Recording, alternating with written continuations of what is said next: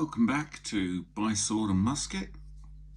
We're going to have a look at a Colt 1851 Navy percussion revolver today. Just to start off with, it's a cased version. It's a little bit above the average, but very much what a British officer would have bought in the time. It's a London model, a third model, because it has a smaller, rounder trigger guard, but it is engraved and it has got some history attached to it. So, cased in the European manner with a red lining. Let's just quickly look at before we get into depth, let's look at the design idea that Colt really went for. He has gone for what we call an open-topped or open revolver, in that the cylinder is not surrounded by frame. Now, just to compare, there's a Remington, new model Army, still percussion, happens to be 44 caliber. The principle is all the same, but this has a complete frame surrounding the cylinder. Some think it's stronger and more rigid, and some prefer it. It's a matter of personal choice, and it would have been to the people that were buying or purchasing a privately purchased Colt, which would have most probably been a British officer of the period, possibly serving in Crimea. Now, as I mentioned before, just a quick look over it, you can see that it's fairly elaborately engraved. It's not the deepest engraving pattern. It's 36 caliber with an octagonal barrel. It has the Colonel Colt London markings along the top of the barrel flat, and the rest is adorned with lovely Victorian type engraving. Let's have a quick look at the case, and then we'll come back to the revolver as such. So, cased in the European manner, there's no name on the brass plate on top, which is a bit of a shame. Immediately you can see it's in red. All the required bits and pieces to maintain service and use your Colt revolver. In this compartment, which I'm trying to get my rather large fingers into, are a selection or quantity of the projectile fired, either a conical bullet or a round ball. Same caliber, 36 caliber. All of these being produced by the bullet mold, which comes in the box. This one's one of Colt's own. It says Colt's patent on top. There's a built-in sprue cutter, and this mold, you can see, produces both projectile shapes. So you have the ball or the bullet. Simple as that. And you probably do both at once and have an equal number of each type. And then as soon as you move this across, once the mold has cured, you cut the sprue off the back of the ball or the bullet, and you just tip them out and you're ready to go. That fits rather nicely in the case. Looks like an awkward shape, but they've allowed for that in the case making. They've provided a slot in the base so it drops in and it's flush.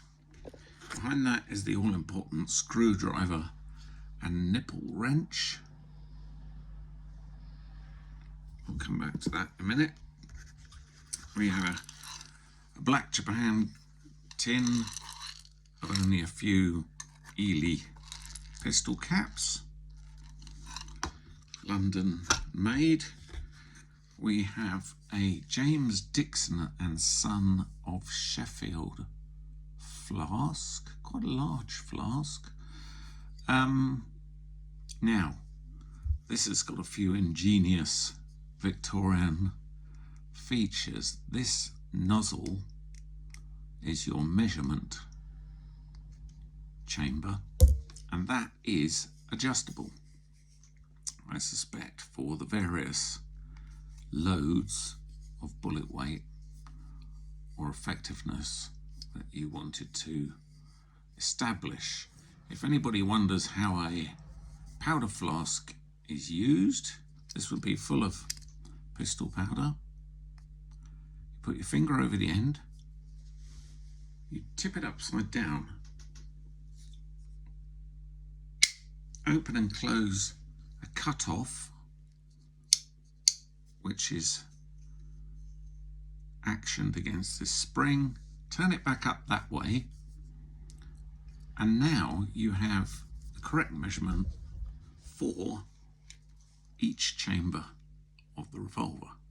So you'd pour those in very carefully, then you'd put your bullet or your wad in, and followed by bullet or ball, and then you compact the whole thing so there's no air gap by using this ramrod cantilevered arrangement, and that compresses the load,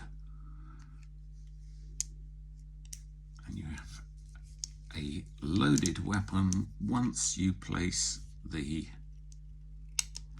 percussion caps from the aforementioned tin on the back here onto the percussion nipples, and this side is cut away for loading. You repeat the process with all 6,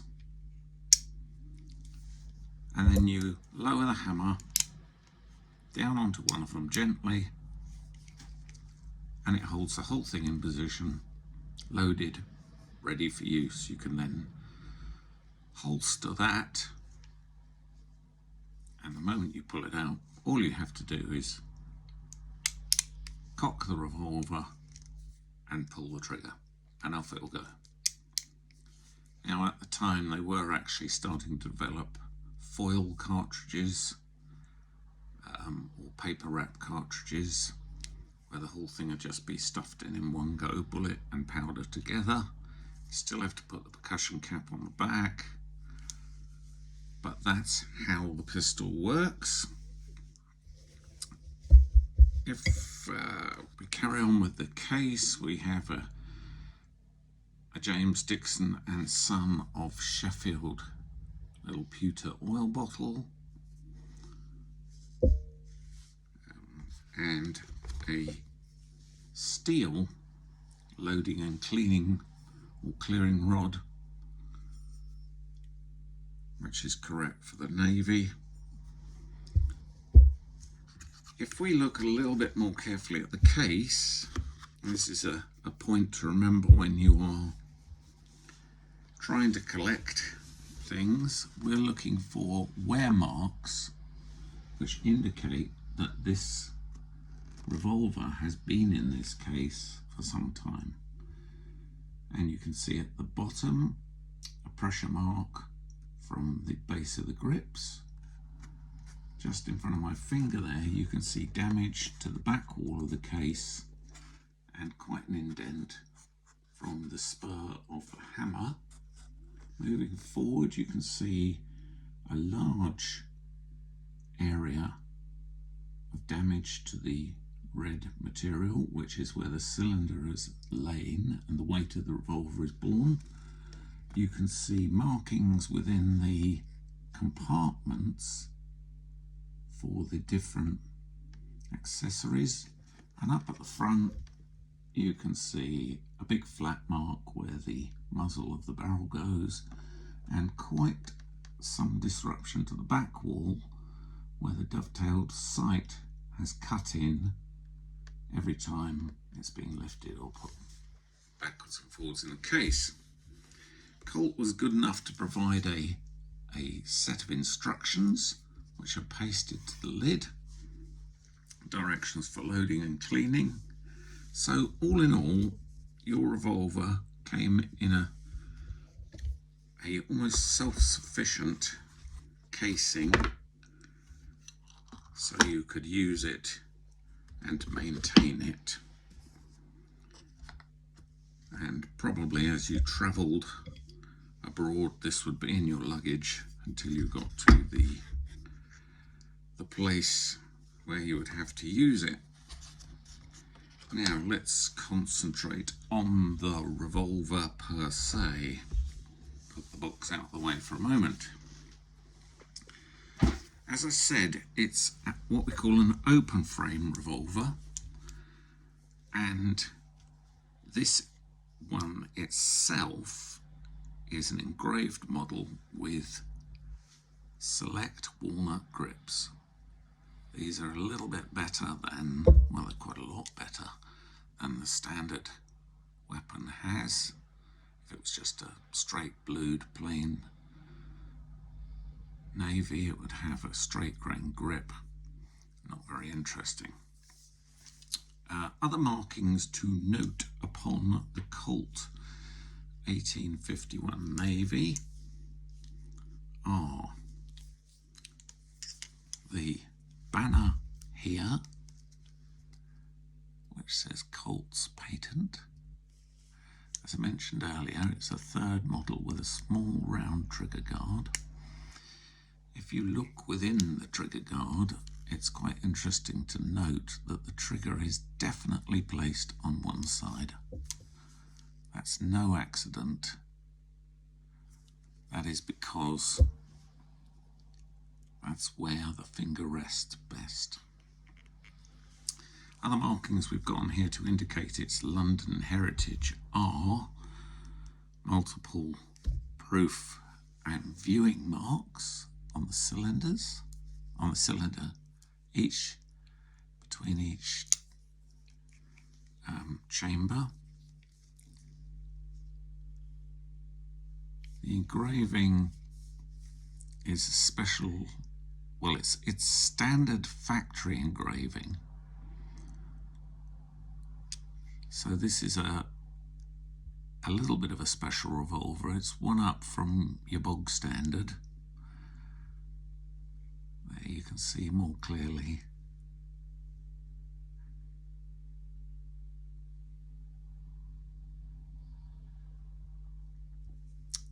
The engraving, which continues on the back strap.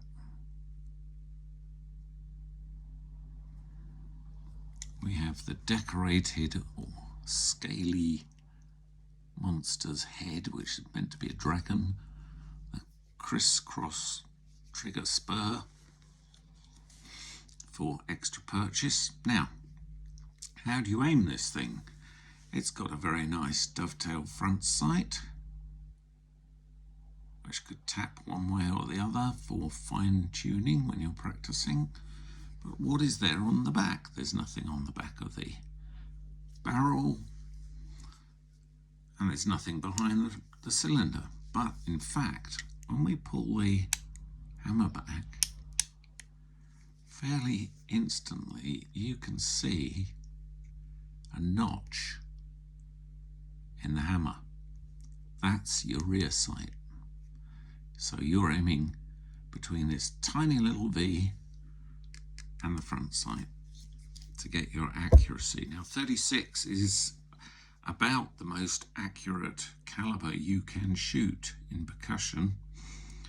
It seems to have everything going for it, so this choice was no accident that all the navies were in 36 caliber. Let's look at the markings in respect of Colt and collectability. Colt was very much into mass production and was almost thought of as the father of mass production, but he was good enough within that process to realise that things had to be numbered to stay together. So the serial number of this pistol is marked on many of the parts. You can see that's the barrel marking. That portion comes away, it's the barrel. There's the frame marking, and there's the trigger guard marking. Note the edges of the trigger are quite ornate. Now, the number is 9066. And if you look carefully underneath each of those numbers, you can see a dot, a distinct dot. Now, if you look carefully through a loupe or magnifying glass, that's all it is. It's a dot. And at the moment, the jury's out on exactly what that dot signified. With all the book writing, all the research, it's not really known, or it wasn't known when I purchased this, what that dot meant. So the serial numbers on all those frame parts. It's also on the cylinder. It says along here, Colt's patent number, and then it's 9066, mysterious dot. Underneath that, and it's only really possible to read with the loupe, it says quite clearly, engraved by W.L. Ormsby of New York. Now, what it's referring to, what is engraved, it's not actually referring to all this. It's referring to the scene, as Colt collectors call it, on the cylinder. Now, you'll have to take it from me, unless you can see that. There is actually, all the way around the cylinder, an engraved scene of a battle between a sea battle between the Texas Navy and the Mexican Navy, where the Texas Navy won. So that was commemorated on the Colt Navy. As I said earlier, select walnut grips and engraving. Blued finish, originally sent out the factory like that. You can see even the loading lever is engraved. Now, serial number 9066, it's very, very early for a Navy. In the first year that they got going properly, they only produced 2,500. But in 1852, they made up to 10,000. It caught up and did sort of 7,500 more. So this is within the first or second year of production. Consequently, it would have been around in the period of Victoria and Albert's Great Exhibition at Crystal Palace, and Colt was a master at marketing his product. And that's really the main reason why we all think of Colts as soon as we think of American guns. It's because of his very advanced sense of promoting his own company. So this could have been there or been around. There were 450 guns displayed by Colt at the Great Exhibition. An awful lot of them were given away to dignitaries, another clever little marketing trick which he pulled off. Dignitaries and important people to further publicise his name and make himself stand out in the gun building community. Now, let's have a quick look at how a Colt comes to pieces. It all starts here with the wedge screw. Now very carefully, and I stress very carefully, I'm going to take this apart using the original tools. So I unlock that wedge screw in a couple of turns and leave it there. I don't want that dropping out into the long grass in the middle of the Crimea. I then would tap the other side of the wedge or push, and out it comes. And the wedge is sprung on top to help it stay in its position. But what's quite nice with this pistol, and something once again worth looking for if someone's asking for a lot of money for something, that wedge is numbered to the gun as well. So that's nice in that it hasn't been lost. Very easy to mislay that part. Now, if this has been getting hot and dirty and mucky, the next thing is to pull the barrel portion away from the frame. There is a little trick which you can use. You can use the design. Now in the standard hammer down position, the ramrod is going into the chamber. If you pull it back one click and get the cylinder freely rotating, you place the ramrod against the face of the cylinder, just apply a bit of pressure and it loosens the barrel, and away the barrel comes. Let's put down the back half, have a quick look at the barrel.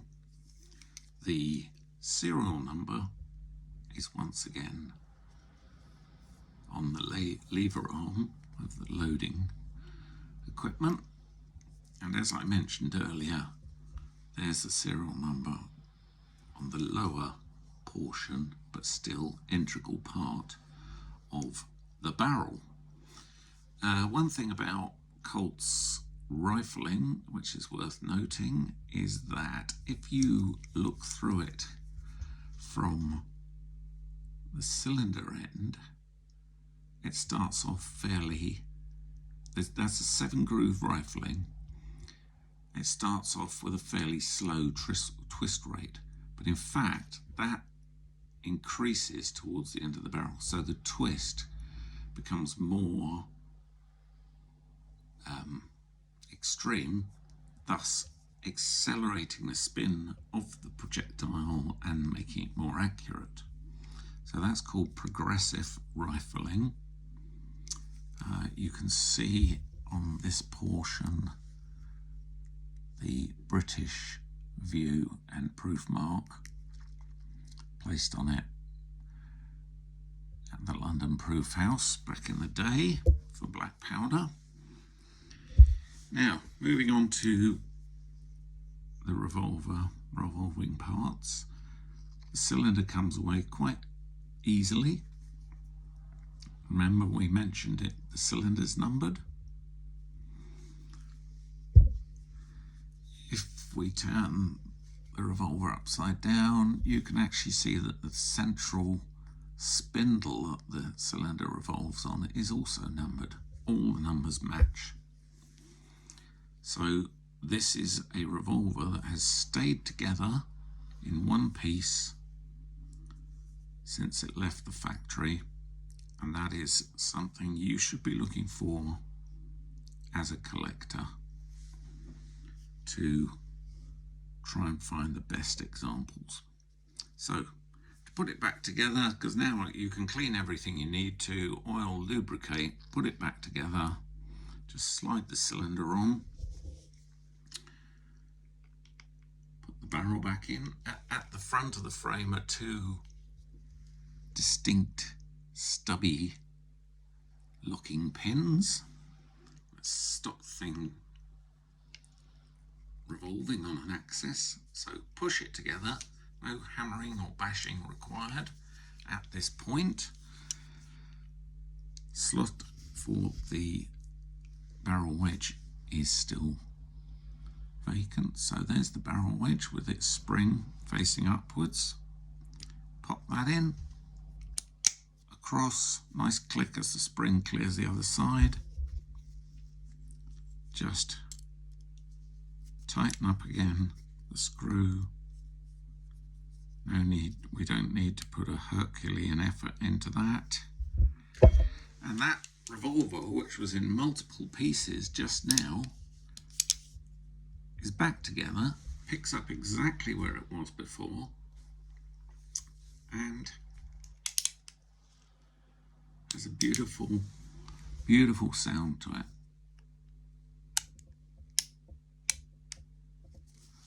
Cylinder locked into position,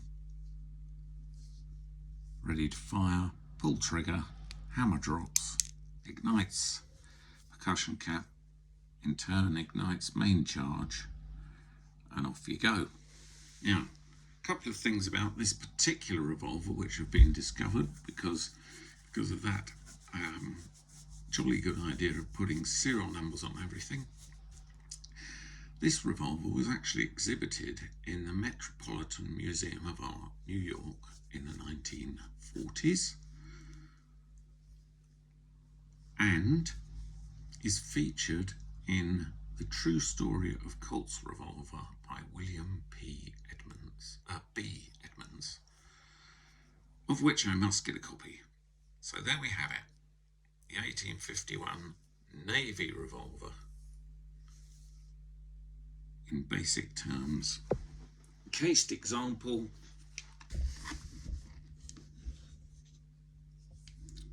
a solid investment and a beautiful thing to own. Footnote: I have very dry hands. I've worked in timber all my life.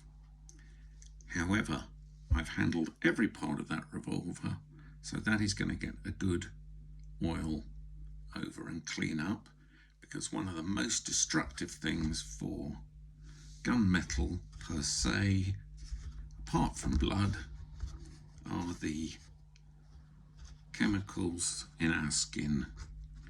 And if you want to leave thumping great fingerprints all over that, just put it away as it is. But thanks for watching.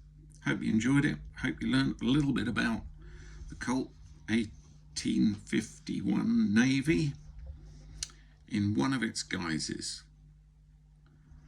If you like that, just click like or subscribe. Come back and we'll look at some more weapons and interesting things which have been at the turn of every turn of history since man first bashed his opponent over the head with a club. But this is a little bit more refined.